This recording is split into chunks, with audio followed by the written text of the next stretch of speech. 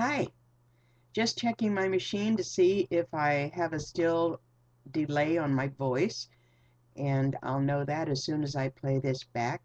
I was just thinking that newscasters, they always have to have a smile on their face when they're reporting the news, which is very difficult to do and talk at the same time.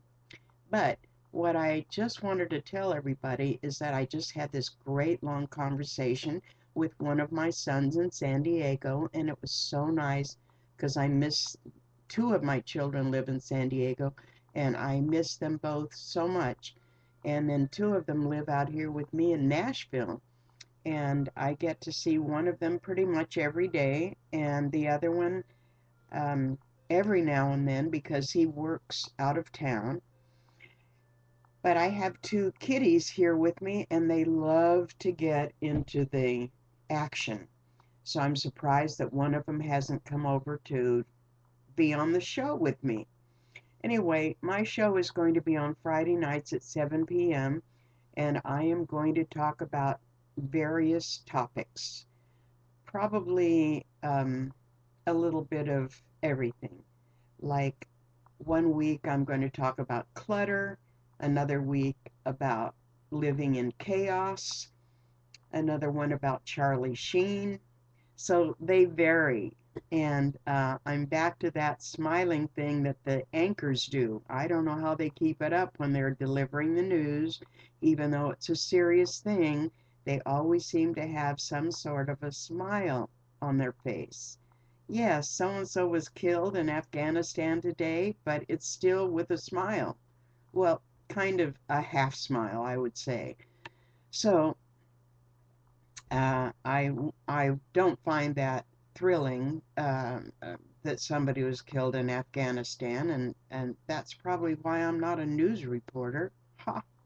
But I am a columnist. I write for the Nolensville Dispatch every other week, and this this production that's going to be coming out this Friday, tomorrow, is going to be about 9 dogs that I found in an animal dog park.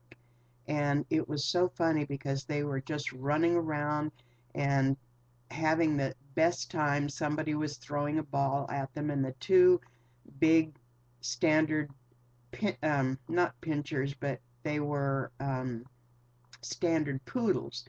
They and the Doberman Pinscher would run after this little yellow tennis ball, and then the little ones would follow along.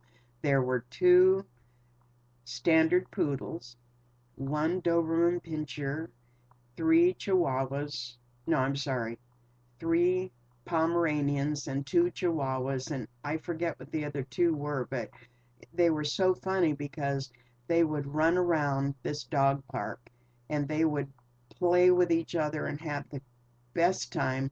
And then their owner, who was just one girl, and she is the president of Paws for Jesus, PAWS, and those were all her dogs. So when she said, "Okay, guys, it's time to go," all the animals got up and headed toward the gate. And I said, "Oh no, are they going outside the gate without leashes on?" And she said, "Can you see 9 dogs with leashes trying to get tangled up?" Yes, I could understand the chaos. So she said, "They know the commands." So when she said, "Let's go," they all headed up toward the gate.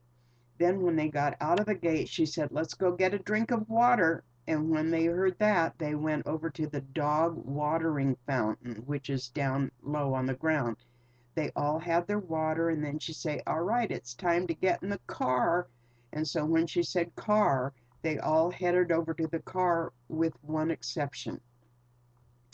Two of the Chihuahuas took off for the baseball field, which meant that the other 7 dogs wanted to follow, and they went up to the baseball field too, which was very close by. So the owner of the dogs yelled out, "McDonald's! McDonald's!" And all those dogs came running right to the car because they knew they were going to get hamburgers as soon as they drove through, which I thought was really funny. In fact, I wrote about this article in this week's Dispatch, which you will find online at www.thenolansvilledispatch.com. When you get to that website, you click on columns and then on Speaking of People, and that's my column. I would love you to read it and give me some advice or ask questions, leave comments, whatever you want. That would be great. So I'm going to test this now to see how my voice came out and if I still have a speech problem on it or if it's just a delay. But anyway, I still need to know how to get rid of the glare on my glasses.